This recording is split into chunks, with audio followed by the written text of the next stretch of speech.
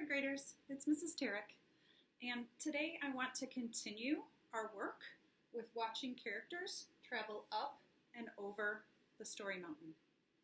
Third graders, have you ever watched a pot of water boil?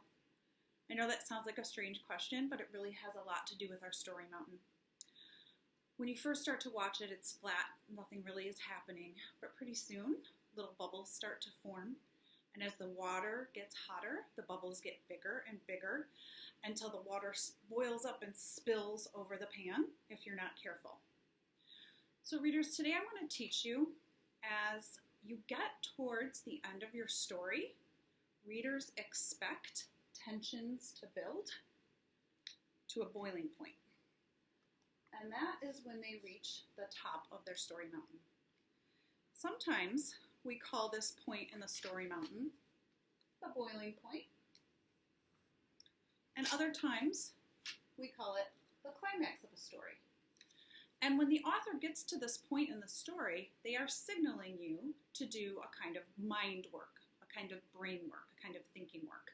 And I'm going to post 3 questions up here for you to consider when you are at the climax of your story.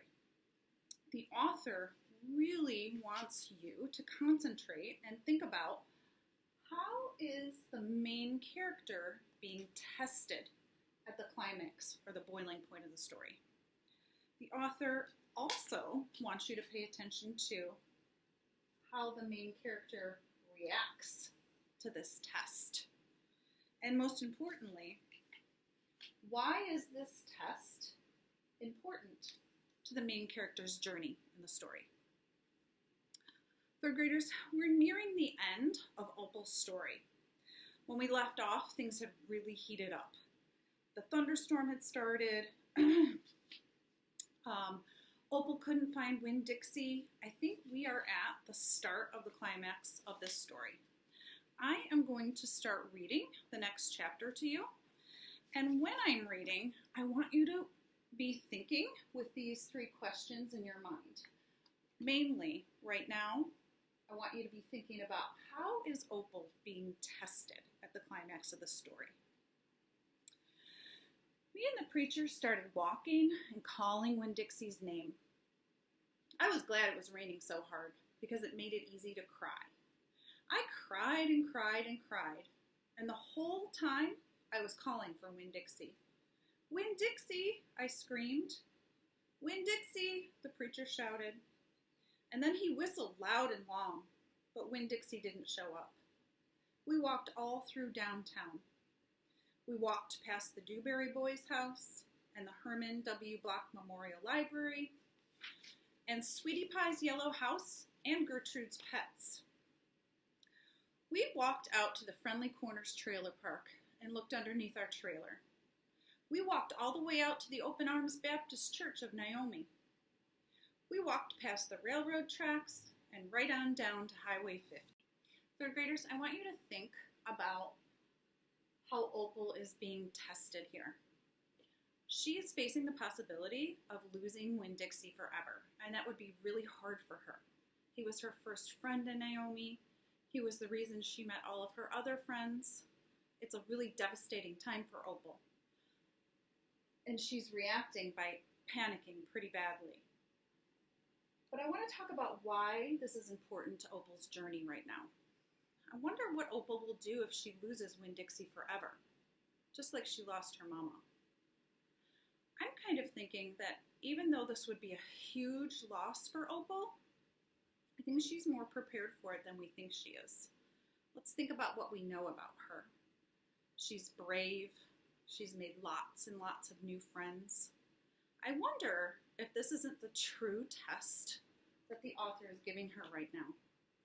I wonder if there's another test that she's facing right now. I wonder if there's something bigger than the possibility of her losing her dog. I am going to read the rest of this chapter, and I want you to be thinking with this question in mind. I want you to be thinking, is the author trying to test Opal in a different way than just losing her dog right now? Me and the preacher looked for a long time, and finally he said we had to quit. But Daddy, I said, Winn-Dixie's out there somewhere. We can't leave him. Opal, the preacher said, we have looked and looked, and there's only so much looking we can do. I can't believe you're going to give up, I told him. India, Opal, the preacher said, rubbing his nose, don't argue with me. I stood and stared at him. The rain had let up some. It was mostly drizzle now. It's time to head back, the preacher said. No, I told him, you go ahead, but I'm going to keep on looking. Opal, the preacher said in a real soft voice, it's time to give up. You always give up, I shouted.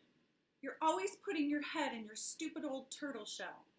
I bet you didn't even go out looking for my mama when she left.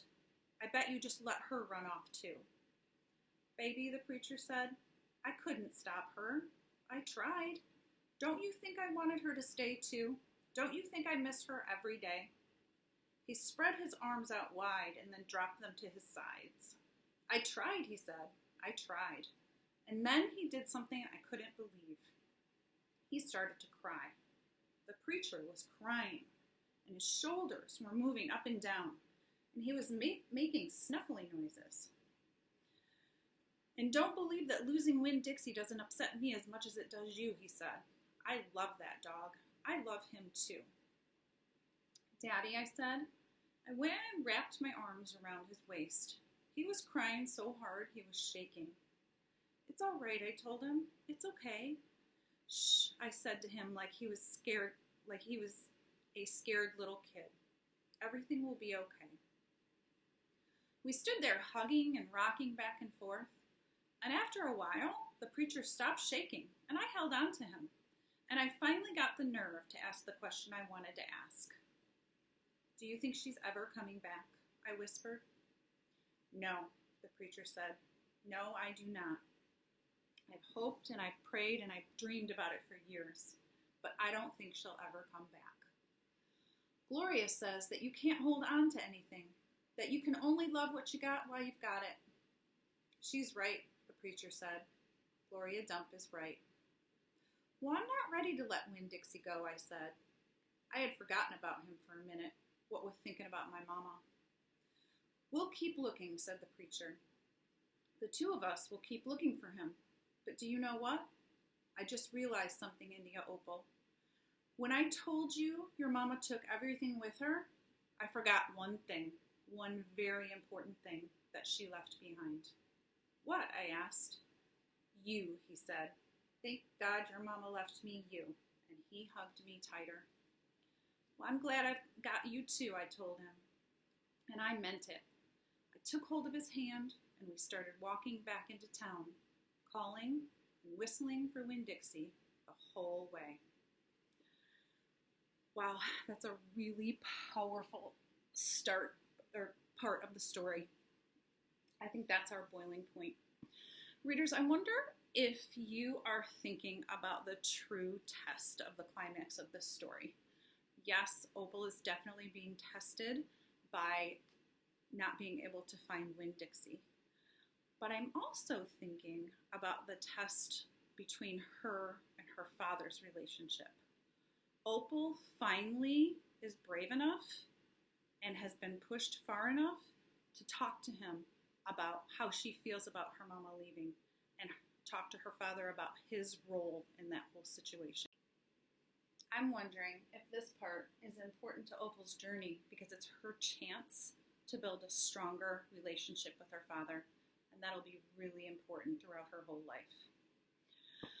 Readers, I want you to remember that authors test characters in really big ways towards the end of their stories. And when you find yourself heading towards the end of your book, I want you to be alert for that moment. I want you to read closely, knowing that authors ask big things of their characters. How are they tested? How will they react? And why is that important to the character's journey? Third graders, as you head off to do your reading today, I want you to continue your thinking about characters. Your teachers really miss having conversations with you about your books and knowing what's going on in your books and knowing what's going on with your thinking about books. So we want you to do some of this character work today. We want you to continue your work with Story Mountains, or continue to track your character's problems and how they react to them.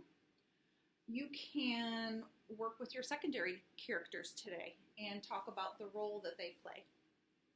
Or if you're at the climax of your story, you can do this really important work and notice how the main character is tested during a story's climax using these 3 questions. We'd really like you to post some of your thinking to Seesaw. You can take a picture of your notes, your jots, your notebook paper. You can send a video to your teacher about any of these things that you're thinking while you're reading and doing your character work. Okay, happy reading, 3rd graders.